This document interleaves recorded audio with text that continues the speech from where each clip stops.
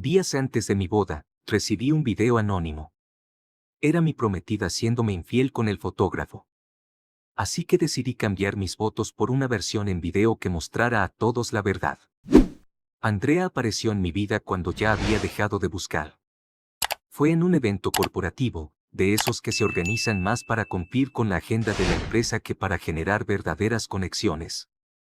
Ella estaba en la mesa de diseño gráfico, sentada con una carpeta llena de bocetos y una mirada que se paseaba por el salón como quien observa el mundo sin esperar mucho de él. No fue amor a primera vista. Fue curiosidad. Me acerqué para preguntarle por un diseño del catálogo y terminamos hablando muchas cosas, de películas que nos hacían llorar, de lugares a los que queríamos viajar, y de lo mucho que detestábamos a la gente que vive pendiente de las redes sociales. Pasaron días antes de volver a vernos. Un intercambio de correos que se volvió más informal con el tiempo. Un café sin pretensiones que se transformó en cena. Y sin darnos cuenta, comenzamos a hablarnos todos los días. No hubo juegos, ni silencios forzados. Todo fluyó como si nos conociéramos de antes. Nos volvimos pareja en una época tranquila de nuestras vidas. Yo había salido de una relación larga, marcada por la distancia emocional. Ella también venía de una experiencia complicada, y al principio le costaba confiar. Pero poco a poco, fuimos armando algo bueno. Sin promesas vacías ni frases de película. Después de un año juntos, nos fuimos a vivir al departamento que yo había comprado hacía tiempo. No era nada del otro mundo, pero tenía un balcón que le encantaba a Andrea y una cocina donde ella preparaba postres que aprendía en internet. Era feliz con cosas simples. O eso me hacía pensar. Nuestra convivencia fue buena. Nos entendíamos en las rutinas, en los silencios, en las diferencias. A veces discutíamos, claro.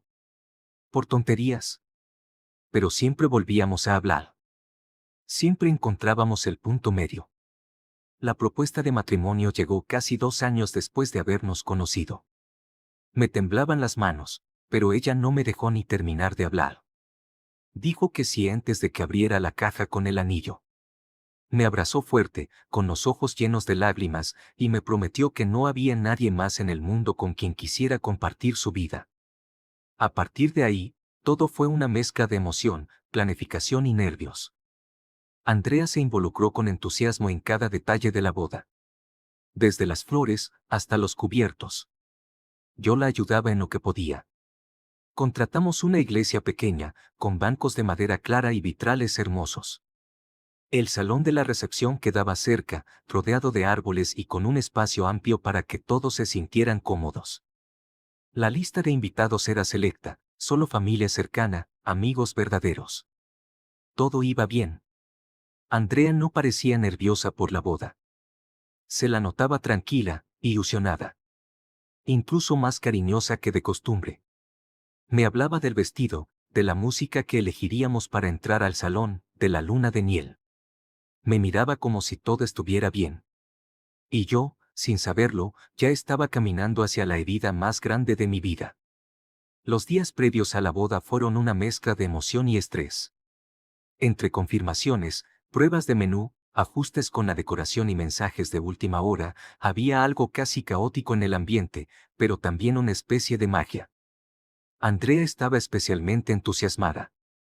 Se notaba que estaba viviendo uno de esos momentos que soñó muchas veces. Y yo, aunque algo más sereno, no podía evitar contagiarme de su energía. Una tarde, mientras íbamos en el auto rumbo a una tienda de decoración, me habló con entusiasmo de un nuevo fotógrafo que le habían recomendado. Estuve hablando con Clara. Me mencionó a su primo Esteban. Es fotógrafo y, según ella, hace unos trabajos increíbles en bodas. Tiene otro estilo, más natural, tipo documental. Me pareció buena idea llamarlo para que tome algunas fotos espontáneas, además del fotógrafo principal. Asentí, sin pensar demasiado. Si tú no ves bien, no tengo problema. Confío en tu gusto, ya sabes eso. Andrea sonrió mientras me mostraba su pantalla. Me pasó algunas imágenes de las redes de Esteban. Eran buenas, sí. Fotos con mucha luz natural, gestos auténticos, nada forzado. Se notaba que el tipo tenía talento. A los días, Andrea me comentó que se había puesto en contacto con él. Que habían intercambiado ideas. Incluso me dijo que quería que Esteban fuera a conocer el salón de eventos y también la iglesia para ver el tema de la luz y los ángulos. Me pareció lógico. Andrea siempre fue detallista. Una mañana, mientras desayunábamos, me dijo que saldría más tarde a encontrarse con Esteban. Iban a pasar por la iglesia para hacer algunas pruebas de iluminación. ¿Quieres que te acompañe? Le pregunté, mirando por encima de la taza de café. No, tranquilo. Vamos a hablar de cosas técnicas. Además, hoy te mereces un respiro, llevas días aguantándome con los preparativos. Me besó en la frente antes de salir. Iba vestida con una blusa blanca sencilla, el cabello recogido con descuido, pero igual lucía hermosa. La vi alejarse sin pensar en nada raro.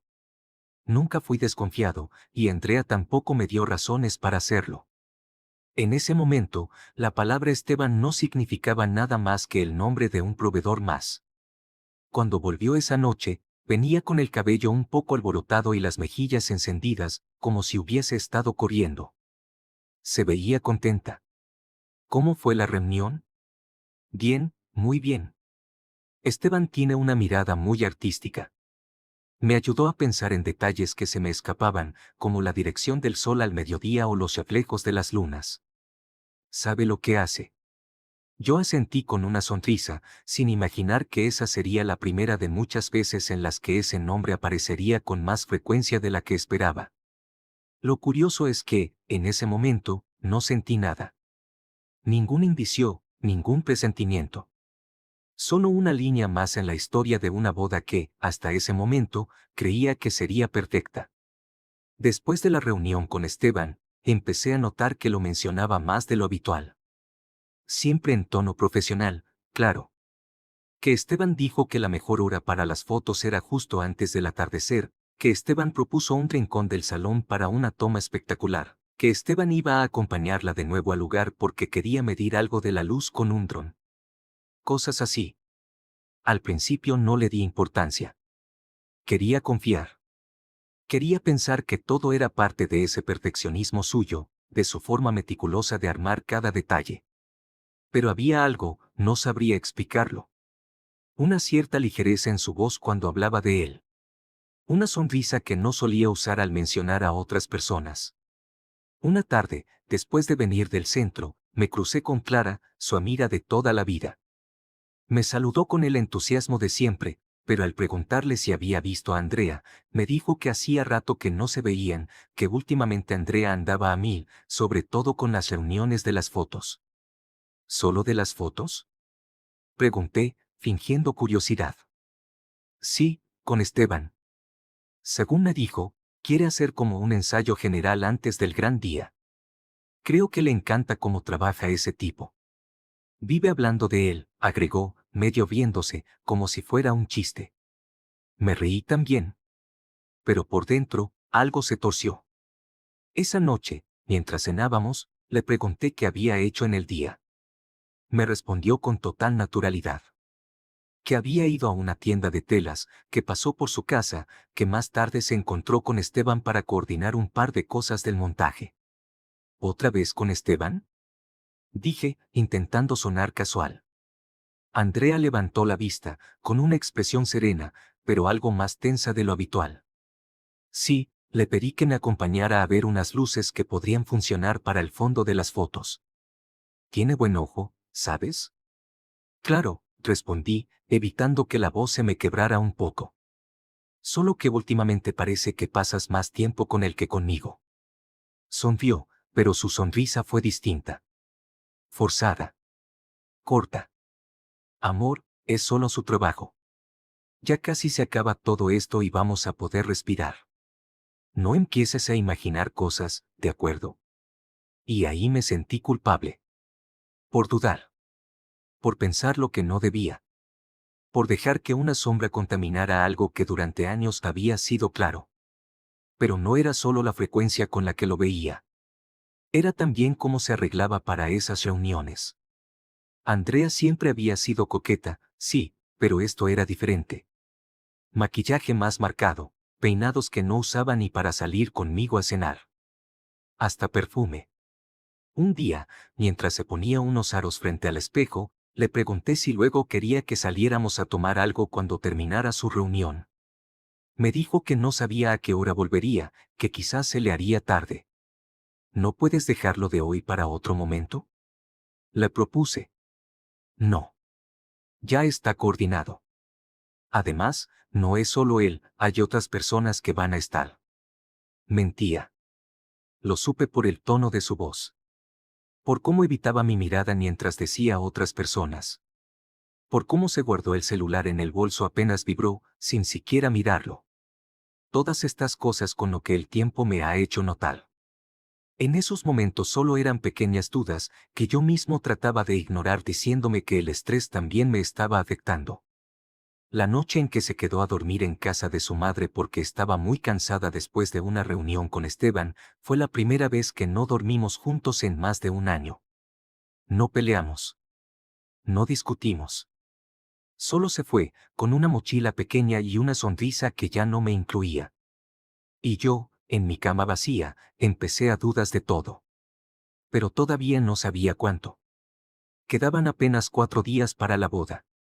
Era jueves por la tarde y el aire estaba cargado de ansiedad. No la típica ansiedad buena, esa que acompaña los nervios previos a un gran paso. Era otra cosa. Más pesada. Como si algo no encajara. André estaba cada vez más ausente. Respondía en monosílabos, se distraía fácilmente, se reía sola mirando su celular y se disculpaba constantemente por andar en 1000 cosas.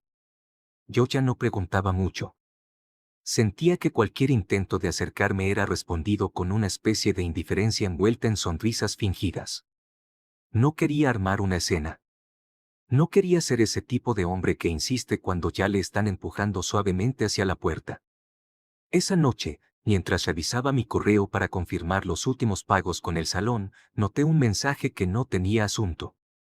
El remitente era una cuenta extraña, una de esas direcciones anónimas sin nombre, solo una combinación de letras y números. Dudé en abrirlo. Pensé que era spam. Pero el título del mensaje decía solo 3 palabras. Necesitas saber la verdad. Mi estómago se tensó al instante. Hice clic. No había cuerpo del mensaje. Solo un enlace de Google Drive. Obviamente eso tenía toda la pinta de ser algo turbio. Un intento de llenarme la computadora con virus. Pero la dirección del enlace tenía no solo el nombre de Andrea, sino también el de Esteban. Así que le di clic. Me llevó a una carpeta con un solo archivo de video llamado Andrea-Esteban, MP4. No sé cuánto tiempo me quedé mirando la pantalla antes de abrir el video. La miniatura ya me había dicho demasiado. La reconocí a ella. A Andrea. Sentada en una superficie blanca que parecía una mesa. Y a Esteban, frente a ella, con las manos en sus piernas. Ambos semidesnudos. Le di play. No era una sesión de fotos. Era sexo. Desenfrenado. Grabado con la misma estética con la que Esteban filmaba sus proyectos, encuadres limpios, cámara estática, buena iluminación. Profesional. Impúdicamente profesional. Andrea reía. Lo besaba. Lo abrazaba. Se movía con confianza, como si aquello no fuera la primera vez. Y luego, entre susurros, le decía cosas que jamás me había dicho a mí. Cosas íntimas. Crudas. Innegables. La grabación tenía fecha y hora. 2 días antes. Mientras yo creía que estaba con su madre ultimando detalles del vestido, Andrea estaba acostada sobre una mesa de madera, envuelta en caricias que no eran mías. Cerré el portátil sin saber si quería gritar o llorar. Me quedé ahí, sentado, en la misma silla desde la que tantas veces la había visto reír, planear, soñar conmigo. Con nosotros. No entendía nada. No quería entender. Y sin embargo, todo empezó a tener sentido. Sus ausencias. Sus excusas. El perfume que no era para mí. Las noches fuera. La risa nerviosa cuando mencionaba a Esteban. La forma en que decía no pasa nada cuando claramente pasaba todo. No dormí esa noche. Al amanecer, después de mirar el techo por horas, me levanté. Me duché. Me vestí. Y decidí que no iba a cancelar la boda. No. Iba a hacer algo mucho más inolvidable. El gran día había llegado. Era irónico pensar que todo lo que habíamos planeado con tanto amor ahora era solo un escenario para la caída. Me vestí con el traje gris oscuro que habíamos elegido juntos. Andrea decía que me hacía ver más elegante. Me miré al espejo mientras me ajustaba el nudo de la corbata, y no vi a un hombre emocionado por casarse, vi a alguien que había elegido el dolor, no por gusto, sino por dignidad. Y me guardé en una memoria USB el video. Había pedido que instalaran un proyector en la iglesia. Dije que tenía una sorpresa para Andrea, un video emotivo, un montaje con fotos de nosotros a lo largo de los años. Ese era mi plan original, pero ahora tenía un video mucho mejor para reproducir. La iglesia estaba repleta. Todos los bancos ocupados. Caras sonrientes, móviles en mano, niños inquietos. Algunos familiares lloraban de emoción incluso antes de que algo ocurriera. El decorado era hermoso, flores blancas, velas, pétalos sobre la alfombra roja. Andrea llegó radiante. El vestido era espectacular, su peinado, su maquillaje, parecía la imagen perfecta de una novia feliz. Entró tomada del brazo de su padre. Me buscó con la mirada y sonrió con una dulzura casi inocente. Yo me limité a sostenerle la mirada. Una parte de mí seguía buscando señales, buscando entender si esa sonrisa era real o si siempre había sido parte del disfraz. Llegó al altar. El sacerdote dio la bienvenida. Habló sobre el amor, el compromiso, la unión. Andrea apretaba mis manos con ternura. No sé si era nervios o la culpa, pero sentí como le temblaban ligeramente.